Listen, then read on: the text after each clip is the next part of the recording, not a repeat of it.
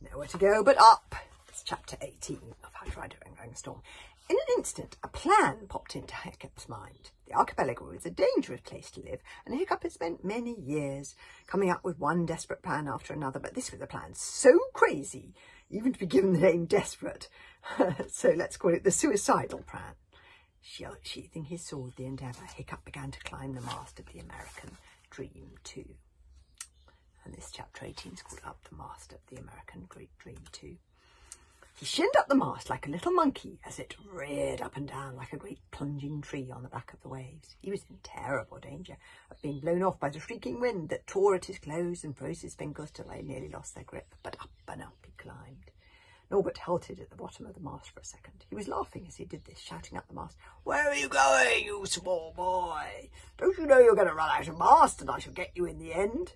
And then he began to climb after Hiccup.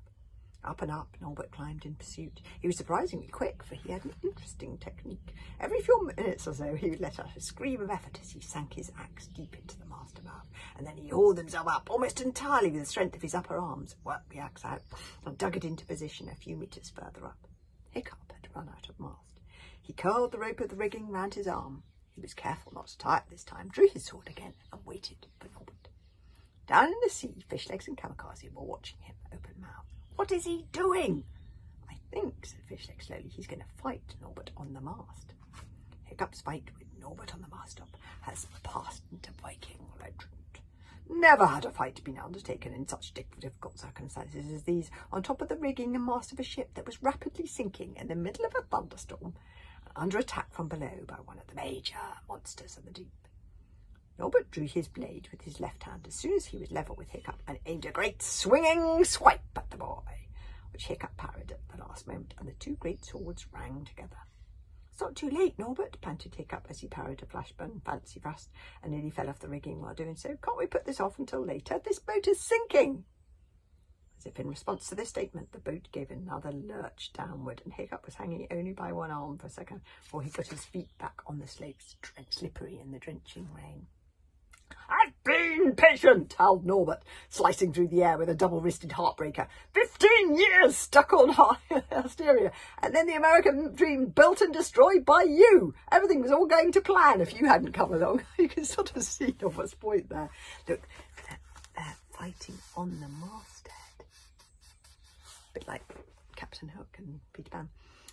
"Well, be fair," argued Hiccup, setting himself on the mast as he performed 2 quick wrist flickers and followed them up with the Grimbeard's grapple. "We had to defend ourselves because you were going to kill us, weren't you?" "Oh, you're always full of excuses," howled Norbert furiously. "Maybe I wouldn't have done. I will now, of course." And as if to emphasise this point, he narrowed his mad eye and followed up a perfect piercer with a wild lash with the axe. Hiccup desperately avoided the axe, helped by a gust of wind that threw him backwards a little. He's lost his footing, was hanging on by one hand again, and Norbert bashed away at the fingers with his foot. Kamikaze and Fishlegs could hardly bear to watch as they bobbed in the sea below. But Hiccup threw the ticking thing upwards, and it whipped through the air, and the rope wound itself round the horizontal beam of the mast a little further down. Just at the moment that his hand gave way, he swung on the rope, yelling out the hooligan war cry, and landed safely a little distance away. "Oh, bravo, Hiccup!"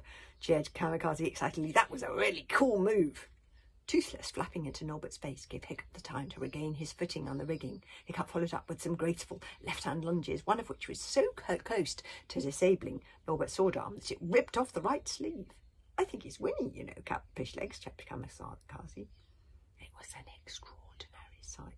Great crashes of thunder from Thor at his most furious, the distant grey outline of the American shore, the majestic half-sunken ship still pouring steam from its chimney, and then high on its mast, the 2 tiny figures who had now climbed even higher and were fighting in the crow's nest.